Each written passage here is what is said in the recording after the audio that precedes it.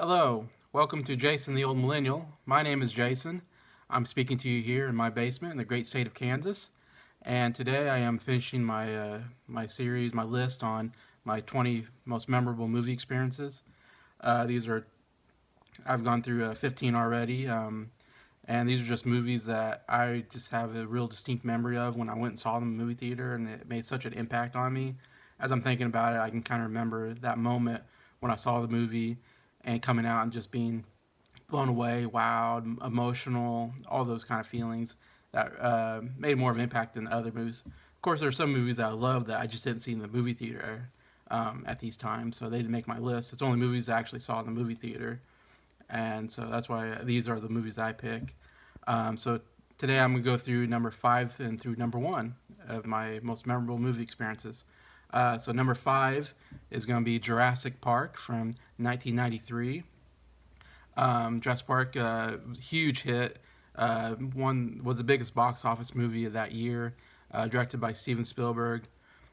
Interesting to note, Spielberg also directed Schindler's List that year, which won Best Picture and won him his first Oscar for Best Director. So that's pretty remarkable. Steven Spielberg was able to make an Oscar-winning movie and a movie that was the biggest, not only the biggest box office movie of that year, it also broke the box office record for most money made for a movie. So, pretty incredible year for Spielberg.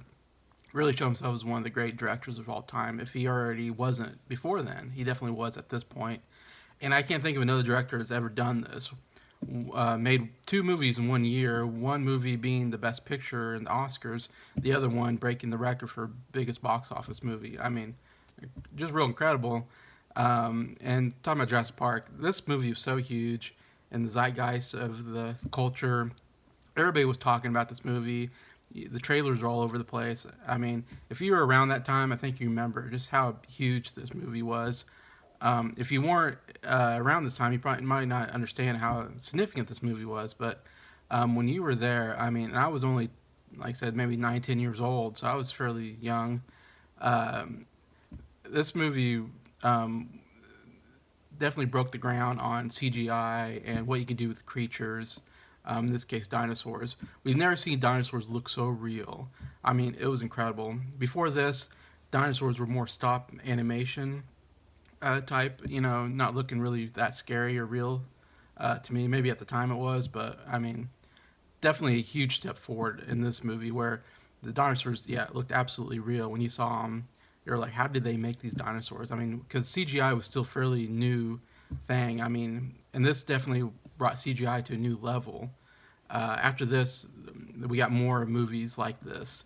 I think this movie really started CGI being really even bigger. Even though I think this movie has a good combination of real effects and CGI effects, like close-ups of like T-Rex and the Raptors. I think were actual models or animatronic models on the set. And so when they do close-ups, the dinosaurs do look real because I think it was a real thing. Just in wide shots when they're moving, it's obviously CGI because they couldn't do that with a model animatronic that well. So wide shots, it's definitely CGI. Close shots, I think it was maybe more real. It was a real thing that was in front of them, animatronic dinosaur. So it does use that so great, and it looks so real even today. As I watch it today, it still looks just as great, I think, as back then. And there's so many movies today that I watch, and everything's CGI'd, and you can tell it's CGI'd, and it doesn't look real. It doesn't look scary because you just go, well, that's not real. It's a computer animated thing. I mean, this movie really doesn't look like a computer animated creature. It looks like a real thing that exists. Yeah, so it was just. I remember watching when we watched the movie, and that T Rex comes out for the first time.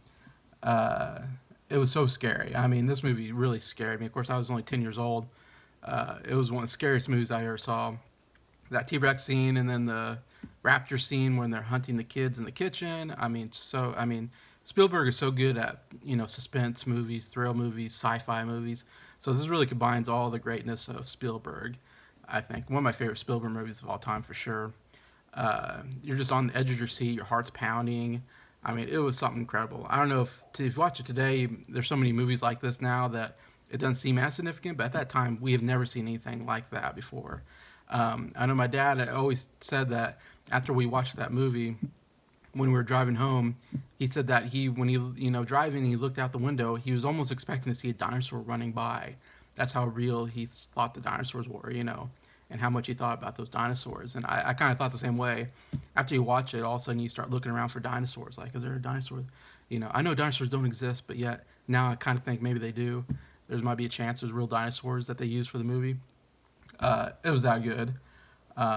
Yeah, so yeah, that's why Jurassic Park to me is one of the great moments of movies that I've ever seen. That's number five. Number four is Aladdin from 1992, just a year before the Jurassic Park.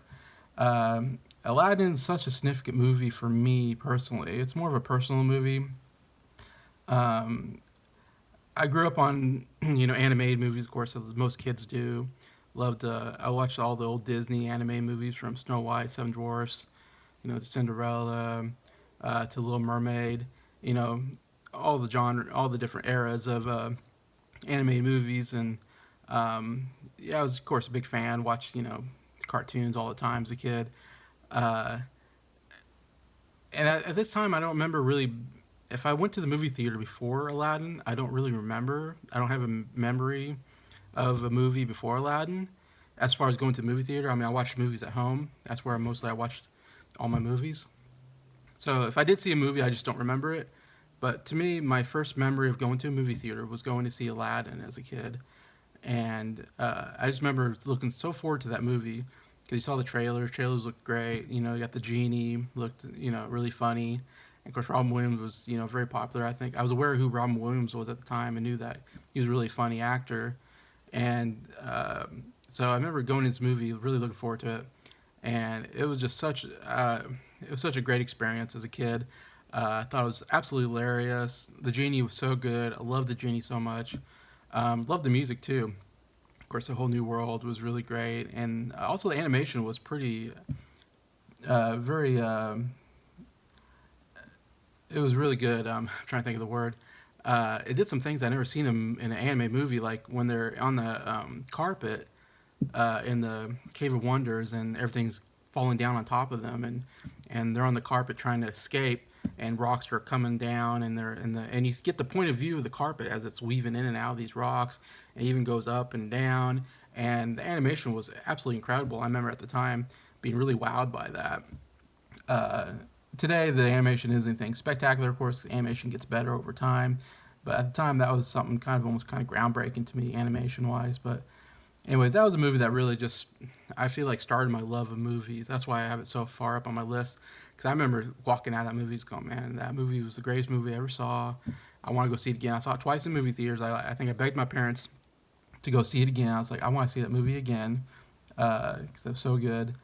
And yeah, it's just a movie that I so fondly think of, and I think of Robin Williams as the genie so fondly. That was my favorite Robin Williams performance.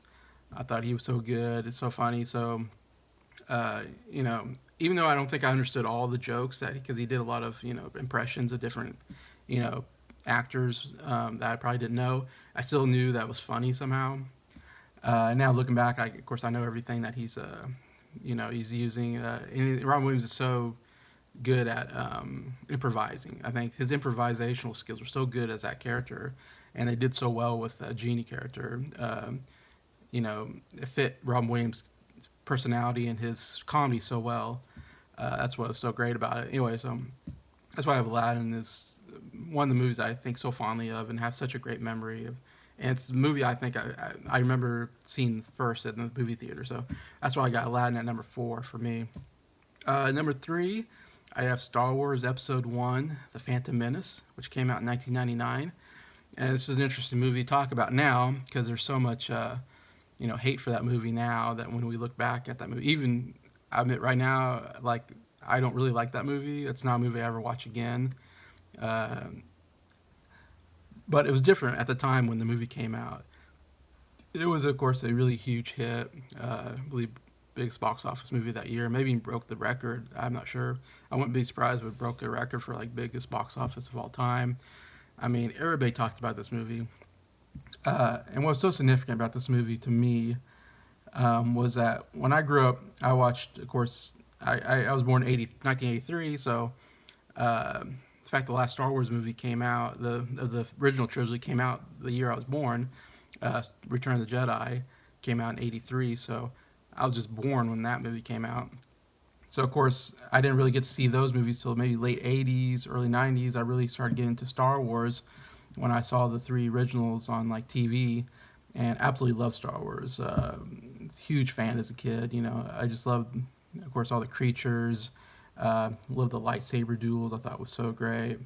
I loved just the whole sci-fi genre, all the creativity, all the imagination that's used, the world building of that world, and the story was great. You know, Darth Vader was a great villain, and all that.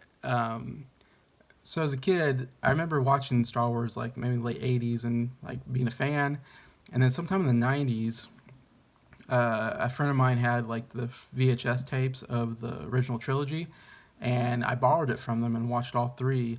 And I remember it almost being kind of fresh because I remember like I hadn't like seen the movie in a while, and so when I saw all three movies together, I was like, you know, fell in love again with Star Wars. Like, I was like, man, this is such a great movie series, even though it came out, you know, before I was born. And then it's well at that point, I remember, you know, a lot of my friends are Star Wars fans too. It's pretty common to be a Star Wars fan. It's one of the biggest franchise maybe of all time, and one of the most influential movies of all time too. I remember we talked about like, man, wish they would do more Star Wars movies. Why don't they done three? It's been a while since they did the third one. Why don't they do more Star Wars movies? I remember, and some people say, oh, they'll never do it. George Lucas owns the rights. He's the one that has to okay another Star Wars movie, and he said that he's not going to make another Star Wars movie. I think a friend said, or it was kind of this negativity that, oh, we're never going to get another Star Wars movie. George Lucas is never going to make another Star Wars movie. And it was almost kind of sad because he thought, man, I'd love to see another Star Wars movie. I love to see what else they can do, especially now with technology getting better and better. Especially, like I said, Jurassic Park really broke the ground on CGI, so you can really do a lot more with a movie like Star Wars. Anyway, saying that, I really was convinced I'd never see another Star Wars movie in my life, which is funny to say now because there's so many Star Wars movies now. But at that time, you just thought, oh, that's it. We only get three Star Wars movies. You know, we're never gonna, you know, that's it. You know, and I've been probably okay because there were three great movies, I think. But then when they came out with actually first came out with the Star Wars movies, George Lucas kind of redid them. He added new scenes to the original Star Wars trilogy, and he put them out in the movie theater, which I saw all three in the movie theater, of course, because I was so excited to go see It was cool to see Star Wars in the movie theater first time. Of course, unfortunately, it wasn't the original. It was like this redone version that George Lucas added a lot of stuff to it, and so it wasn't quite as good as the original. But still, you know, it was great to see those characters on screen. Anyways, what I didn't know is that was actually like a precursor to George Lucas making the prequel trilogy at the time. It was something he was planning on doing, and when that news came out that George Lucas is going to come out with a prequel trilogy that's going to look at, you know, how Anakin Skywalker becomes Darth Vader. When that news broke out, I mean, you almost wanted to cry. You're just like, oh, I can't believe it. I'm going to get another Star Wars movie. You know, it was so amazing to think, I'm going to get three more Star Wars movies. I've been thinking about Star Wars and wanting another Star Wars movie for so long that it was like a dream come true. It was this wish. It's like if I had a genie and I could make a wish, this is one of the wishes I would have wished. Another Star Wars movie or trilogy. And so it was like, oh my gosh, I was so excited. And you can tell everybody was so excited. When the first trailer came out, I mean, it got so many views. That's when the internet was kind of, I don't know if there's YouTube. Might have been YouTube maybe started coming at that point. Maybe not, but at least you saw the trailer on the internet. I remember watching it on the internet and being like, oh, I'm so excited. Of course, it was really CGI heavy, which I didn't think about at the time. I thought it was just like really good CGI. But I remember just thinking, oh, I'm so excited to go see this movie. And everybody was. And you knew everybody wanted to go see it, especially because it's been so long since we had a Star Wars movie, from '83 to 1999. I mean, that's, you know, what 16 years, something like that between Star Wars. I mean, it's a long time between movies, and so everybody was so excited and so amped up for this movie. I remember going to see it with my family, and we had to stand in this long line, of course, because we got there like an hour early, and even get there an hour early, there was this huge line of people. I think they did documentaries on this movie, and people would camp out, days ahead of time in line because they wanted to see this movie so bad. I mean, it was such a cultural phenomenon movie at that time. Of course, because Star Wars had such a big following. And so I remember being in that line and thinking, oh, I hope I get a seat. And like, I was really anxiety, nervous, like, oh my gosh, I might not get a seat because there's so many people in this line. But we got a ticket. But it was like, once the doors open, we ought to rush in, find a seat. And I remember we're strategizing about how we're going to get a seat. And it was like, and we decided there's a middle, the big theater that was in, there's like, big middle aisle, and then there's two like side aisles on the left and right side. I think we thought, well, we probably won't be able to get a middle aisle, like a really good seat, but if we can just get a decent seat on the side, we'll be okay with that. We'll take that. So instead of going for a middle seat or the middle aisle, we just went right to like one of the side aisles, and we got a good seat. I think got a decent seat on the side. The thing is, you didn't want to get way up front. You never want to get way up front because then you have to look up and your neck hurts and it's terrible. I mean, getting way in the back is okay. It's not as great because you're just a little back farther, but you'll take that. But anyways, I remember rushing in. We had a popcorn and whatever in our hand, drinks in our hands. We're not running, but we're walking fast, and we're following. There's like I don't know, there's 4 or 5. I guess it might have been 5. I don't know if my younger sister was with us, but it might have been 5 of us. We're just walking fast, looking for seats, and it was just this rush, get a seat, and you get in the seat, and once you got the seat, you're like, oh, I made it. We're going to see the movie finally, a Star Wars movie in my lifetime. And, of course, watching the movie, I thought it was great. Loved it as a kid. That duel sequence with Qui-Gon Jinn and Obi-Wan Kenobi with Darth Maul when he comes out and he puts out that one lightsaber, goes out one side and then goes out the other side. It's like you geeked out because they're like, oh my gosh, a double-sided lightsaber.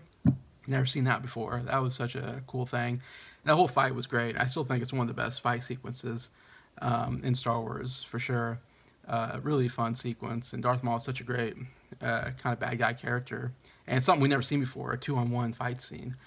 That was definitely a highlight of the movie, but even then, I thought Jar Jar Binks was a really funny character. He was one of my favorite characters of the movie. I remember laughing a lot, like when he tried to get he stuck his tongue out to try to get like some fruit, and Qui-Gon Jinn grabs his tongue and tells him to stop doing it. Like, I was like, oh, that was so funny. I remember coming to the movie just thinking this was one of the greatest movies I've ever seen, Star Wars Episode 1, and just so excited to see 2 more. And I remember after seeing it and talking to some people, I think most people my age loved it and was like, this was a great movie. I remember talking to adults that maybe saw the movie and was like, and I remember hearing this, oh, it was a terrible movie, and I was like, blasphemy, shocked. What? How can you say this is a terrible movie? It's a Star Wars movie. How could it be terrible? And I remember them talking about Jar Jar Binks being really unfunny and being very annoying, and I'm like, what? He was the funniest character. And so I was such a I defended that movie for so long, saying this was such a great movie. But then, I don't know, in the last 5 years or so, I've kind of gone back to those movies, the prequels, and I kind of do see what people were saying about criticizing. Jar Jar Binks is a terrible character. I have to admit it now. That is a really obnoxious character, very unfunny, very annoying the way he speaks. Totally could do without him. I have to admit that now. They were right about him. Overall movie, yeah, I do have some, I can't get into it now, but there are some problems with things that happen in that movie don't really line up with the original trilogy, which I don't like. That really messes up. So for me, I don't even think of the prequels as a part of the movie canon, the Star Wars canon. Even though I don't even think of the last sequel movies as part of the Star Wars canon because they're so bad. So the bad Star Wars movies, I just kind of go, those don't really. In my opinion, those don't really exist. The only thing that exists is the original trilogy. To me, that's the Star Wars for me. is those first three movies, 4, 5, and 6. But that's not to say that I still have really fond memories of watching episode 1, The Phantom Menace, in the movie theater with my family. Anyway, so that's why that has to be number 3 on my list. So here we go. Number 2 and 1 are very close. It's hard to say which ones. They're both almost a tie for first place. They both have such fond memories in my heart, seeing them, and some of my favorite movies of all time. Both are in my top 5 favorite movies of all time, actually.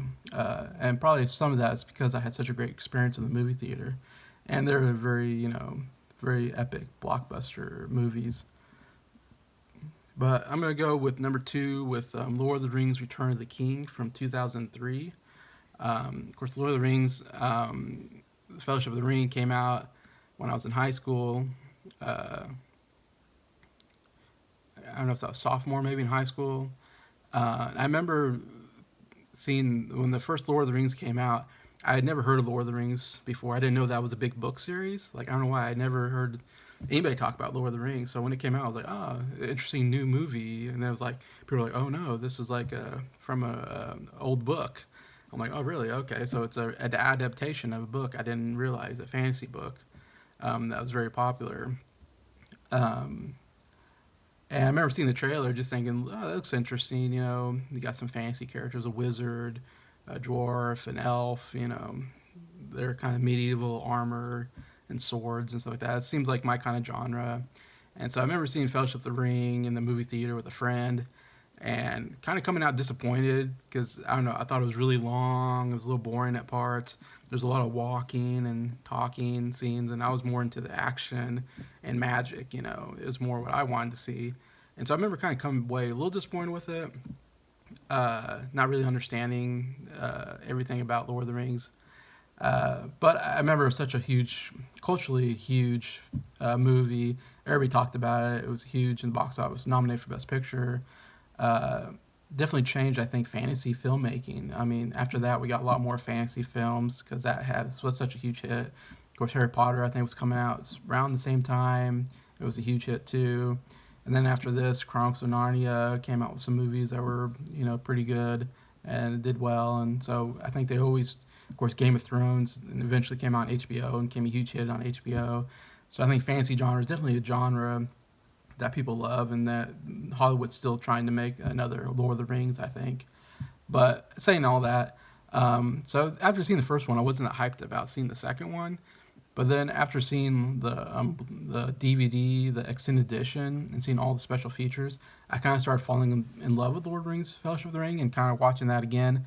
I kind of saw it, with almost new eyes, because then I knew who all the actors were through the special features, and I listened to the commentary, and so I kind of understood more about the world. And watching again, I thought, well, there are some really great aspects to that movie as far as filmmaking, as far as I never thought about. It's really the first film that I really started thinking about set direction, music, costume, makeup. There's all these things I didn't think about as much until after watching those special features on the first movie, that I was like, oh, this is pretty incredible, all these things that they're able to put together. And now when I watch a movie, I kind of notice that a little more. Like, wow, that's a great set direction, set design. That's some great makeup, that's some great music, score and all that. So it definitely changed and really changed filmmaking to me, or changed the way I look at filmmaking. Anyway, so then after that, and then Two Towers came out, which I didn't think it was as good as Fellowship of the Ring, but still very epic. A lot of great stuff in there. No, needless to say, though, I was a fan. I became a fan of the Lord of the Rings franchise at that point. And then when Return of the King was coming out, I was very excited. I was most excited for that movie after watching the first two.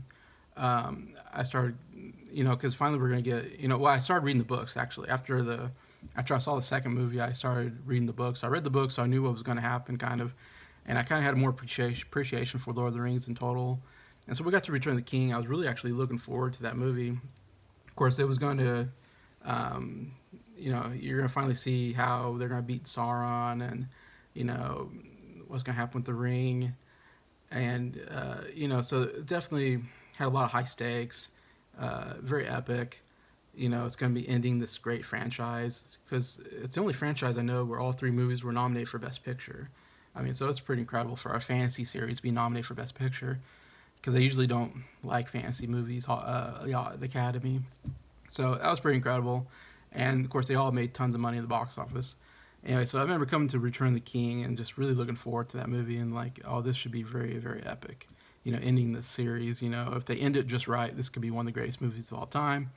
Of course, I remember coming out. I think my parents maybe saw it first before I even got to see it, and of course they were like, "This was great," because I think I was somewhere else at the time. I couldn't see it on the opening day or weekend. So I remember when I came back from wherever I was, the first thing I wanted to do was watch this movie, and so I went. So my dad and my parents took the whole family out again to see it, and I saw it for the first time, and yeah, it's just one of the greatest movies I've ever seen in my life. Definitely held up to my expectations and even beyond. The final battle scene at Gondor was so incredible, something I've never seen before. This big battle scene, and these big elephants come in, and I mean, it was incredible the way they did all that. But everything from cinematography, the CGI work was remarkable. Of course, like I said, costuming, music, everything, every aspect of filmmaking was the greatest like I've ever seen. Like I was so like impressed with everything that's been done in that movie, and and the ending is just so great. And it's criticized because it has too many endings, but I never felt bad because it was such an epic movie. You needed a lot of endings to it because you want to tie up all the characters. You want to see what happens with all the characters because you fell in love with these characters throughout the series. You feel so emotionally involved in them that you want to see what happens to each character. So I almost want to see more endings. I want to see what happens to everybody. I want to see a happy ending for everybody. And so I thought they did a really good job, in my opinion, of ending the series on emotional. And then even the post credits with the song "Into the West" of Annie Lennox, such a powerful song. One of my favorite endings songs to a movie. Of course, won the Oscar for Best Song. And then they had these drawings of the different characters. Like they had them sketch out the characters and had like, the name of the actor playing the character. And then they had like a drawing of the character. And I thought that was so cool and such, it was like, watching the ending, you're just like, oh, you're almost sad that this franchise is ending, this trilogy is end. And yet you're like, as you're watching the credits, you're just thinking back about all the great scenes of the trilogy. It's just a great way of ending that movie. But yeah, it definitely, and not only that, that was the first time I saw it. I saw it 4 times in the movie theater. I've never seen a movie more than twice in the movie theater. I saw Return of the King 4 times, and it's a 3-hour movie. I mean, it's a long movie. Yeah, I saw it 4 times, loved it all 4 times. Was never bored with the movie. Was excited every time I saw it, which is pretty incredible. I never thought I would see it 4 times, but it was like I saw it once and I was like, I got to see it again. I saw it twice, and then someone said, "Hey, I haven't seen it." And I said, "Yeah, let's go see it." And I would see it with a friend that hadn't seen it before, and yeah, so I ended up seeing it 4 times in the movie theater. By far the most I've ever seen a movie in a movie theater, and yeah, absolutely love it. Movie I always look forward to watching now. But yeah, it was definitely one of the biggest, most significant movies I've seen is Lord of the Rings: Return of the King, and that's number 2. So number 1 is actually a recent movie. I don't know if it's a recent bias movie, but it was it was the last great experience I've had in a movie. And I don't know if I'm gonna have another great experience because I haven't been to a movie in over a year. I don't know when I'm going to a movie ever again, but it's like maybe someday there'll be another good movie out there that I'll get to see and have a great experience with. But the last great experience I've had in the movie theater was Avengers End Game. That's my number 1 movie, most memorable experience. That came out in 2019. It's only 2 years ago this movie came out. And the reason why this is so significant to me is that I remember seeing Iron Man back in 2008 in the movie theater, and Iron Man was such a like B level, C level character. Like, your A level characters are like Batman, Spider Man, X Men, Superman. Those are your A level superhero characters. So then when Iron Man came out, I was like, Iron Man, who cares about Iron Man? That's such a low character superhero on the totem pole to me. And yet that movie was really good. Of course, Robert Downey Jr. totally killed it as Tony Stark. Tony Stark's such a great character, so funny. Yeah, and also had some good drama and a good character arc. Uh, and it really began the series on a really good note. And I didn't know that watching Iron Man, of course, I had no idea that there was going to be this, um, what they call now the Marvel Cinematic Universe. We never heard that word before at the time. Cinematic Universe. What does that mean? We just know you have a superhero character and he makes movies by himself. But the idea that we're going to make a superhero with movies by himself, make another superhero with his own movies, and then make a movie with both superheroes in the same movie. That was such an incredible idea that has never been, as far as I knew, has really never been done before. Combining, and not only just that, but combining multiple superheroes into one movie was such a brilliant idea that I remember when I realized that that was what was going to happen with the first Avengers movie. It was like, man, this is such a great idea. If they pull it off, this could be one of the great movies. And it was a pretty good movie, and it made a lot of money, of course.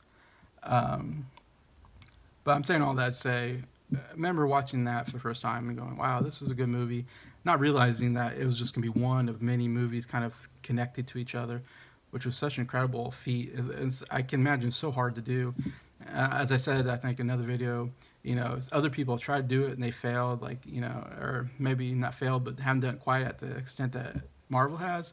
DC is trying to make their own Justice League and it has not been as good. Of course, King Kong and Godzilla are making their own connected universe, which I haven't really seen. I don't know if it's that great. It's probably just okay. It seems like from what I've heard. I think they want to do that with Mortal Kombat now. They want to do it with monsters like Frankenstein and Mummy. They want to make a cinematic universe with that. So everybody wants to make a cinematic universe, but no one has touched the Marvel cinematic universe and has been able to do it as good as they have. Taking different characters and combining them for one for franchise movies, pretty incredible. So when that started happening, and then we got the first Avengers movie, I thought that was it. I thought, oh, we got the Avengers movie, that was great. I thought that was the end of the franchise, not realizing they had planned for two more Avenger movies. The third one ended up splitting into two, of course, Infinity War and Endgame. But when it was like, oh no, we're gonna have more Iron Man, Captain America movies, Thor movies, and they're all gonna keep connecting. And then we're gonna add more Ant-Mans and Doctor Strange and all these other movies that are gonna connect to the whole series.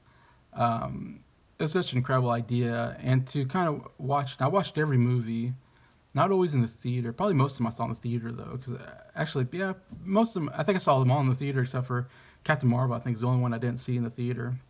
But I saw every Marvel movie in the theater because I was just so interested in where the story was going. Because I knew it was going somewhere. And some movies were obviously a lot better than others. But I just love the idea that it was all building up to Thanos and the Infinity Stones and the Gauntlet. We knew that's where it was heading. So I was kind of interested in seeing the story as it heads there and how it builds up to that moment. And so it was just incredible to see all those movies together and see the franchise go on and then see the second Avengers movie and finally get to Infinity War where you get a huge deal where half of the universe gets wiped out with the Infinity Stones. And then we get to Endgame. And so Endgame to me is like, even though they're making more they're making more Marvel movies, to me this is kind of the end of the franchise. Avengers End Game. I mean, it's into Iron Man and Captain America for sure. Those two characters are pretty much gone. And those are to me, the two most important characters of the franchise. So we're ending those two storylines. And it's kind of ending the original Avengers. That storyline is done. So it's kind of the end of the franchise in a way for me. And so obviously it's going to be hyped up. It's got to be good. If it doesn't bring it, it's going to be a total failure. It's going to be talked about for many, many years as being what a disappointment. And the thing you don't want to be is a disappointment. You don't never want to be a disappointment. That's almost worse, than not being good is being not good enough. And so it had so much pressure on it to be a good movie. And there's part of you that's like, oh, this can either be a really great movie or it can be the biggest disappointing movie of all time. Either way, I was so kind of excited to come to Endgame. And when it came in theater, I saw it on maybe not opening day, but I saw it on Saturday, like that Saturday that it probably opened, Thursday or Friday. I saw it Saturday, bought a ticket ahead of time, which I usually don't do that often. But I bought a ticket ahead of time. I went and saw it in the IMAX theater, which I never go to the IMAX theater. But I was like, I'm gonna buy it, and I bought like I bought like one of the earliest, because I knew this movie was gonna sell out. It's gonna be hard to find a seat, so I was like, I'm gonna get like the early morning viewing or something like that. So I think I got like a 10 o'clock viewing or something like that, IMAX or something like that on a Saturday morning by myself. But I was like, I'm gonna see this movie. I gotta see this movie now before I hear other people talk about it. I want to be in that conversation about what this movie was, and either being great or not great. And so I remember going to the theater, being pretty much in the front row of this IMAX theater, watching the Endgame, and I was surrounded by people. It was packed theater. And I remember having this woman who had some kids with her, and I'm guessing it was her kids. It was this lady with kids. She was sitting right beside me, I remember, and there was another family sitting over here. But I remember watching that movie, and it went way beyond my expectations for what I was thinking was going to happen. And it also made me emotional, which I wasn't expecting to be emotional, but I cried at least 3 times throughout this movie. To me, which is something significant that a superhero movie can make you feel so emotional. It being it's a fictional movie with fictional characters. Why should I get so emotional with them? I don't know why, but I did. And probably because I've been watching this movie franchise for 12 years, 20 movies long. I'm so invested in the characters and the storyline that it really hit me hard on some points.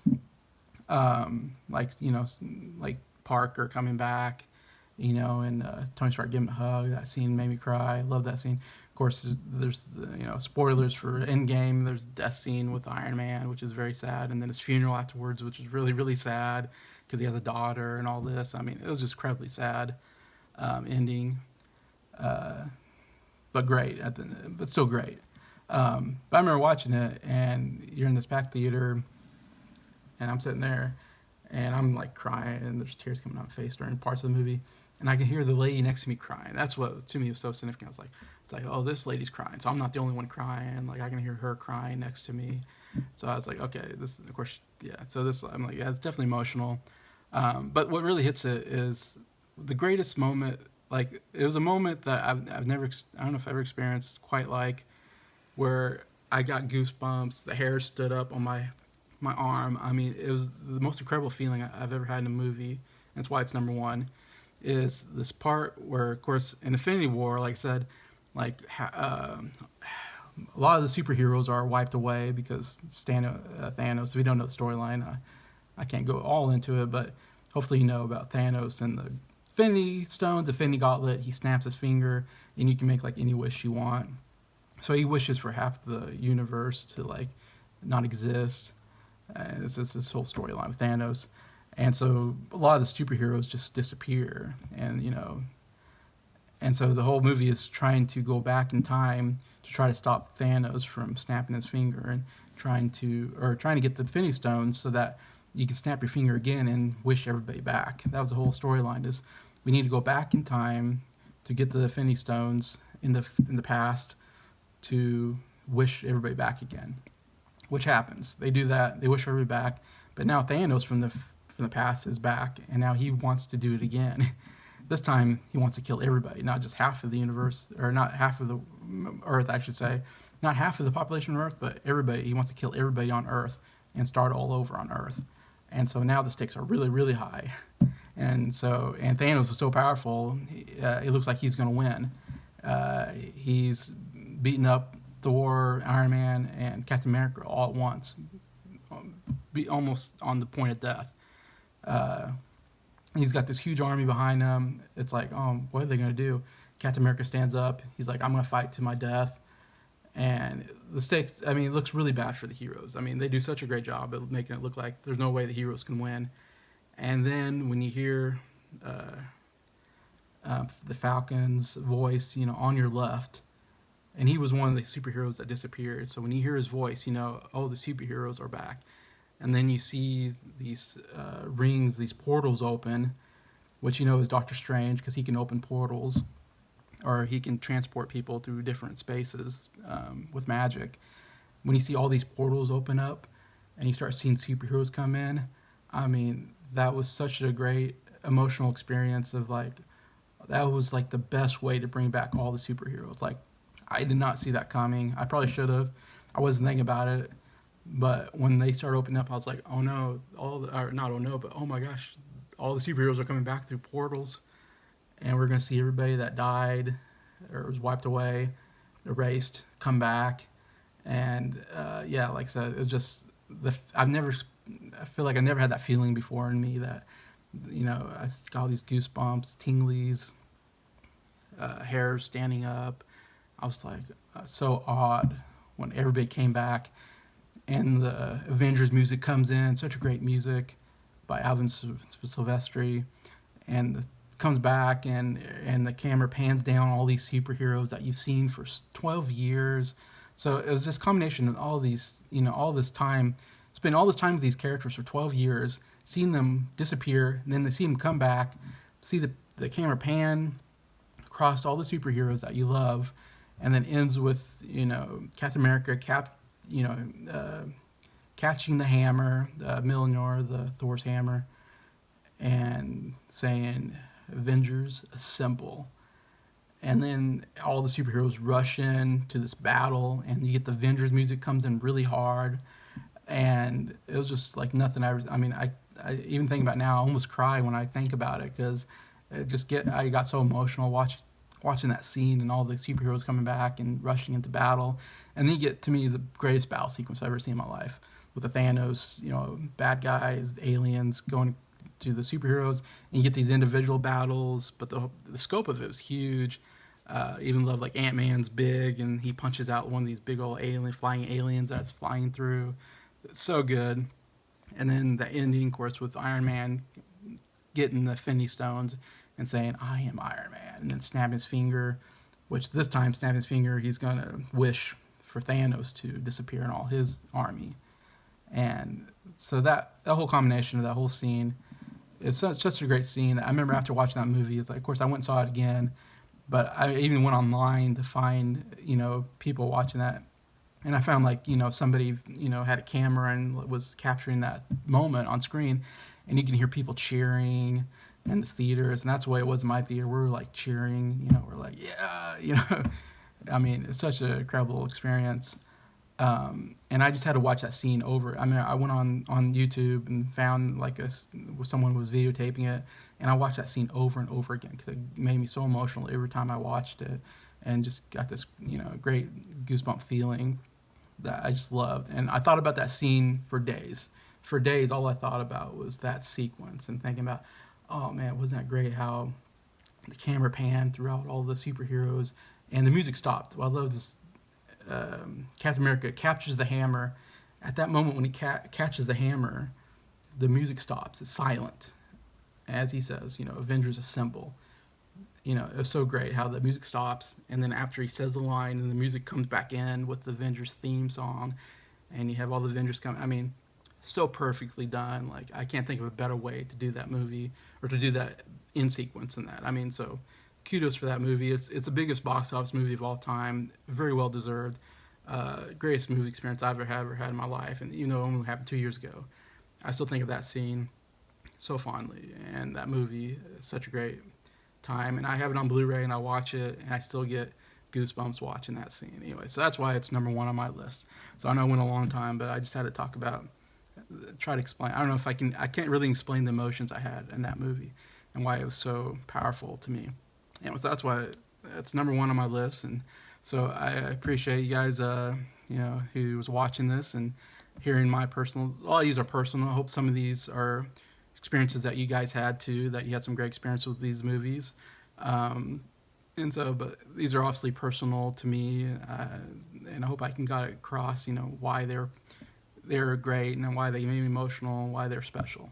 And so I'd love to hear any comments about movies that were special to you, going to the movie theater, ones that you fondly remember, or tell me about the movies I talk about and what you thought about them. Love to hear comments.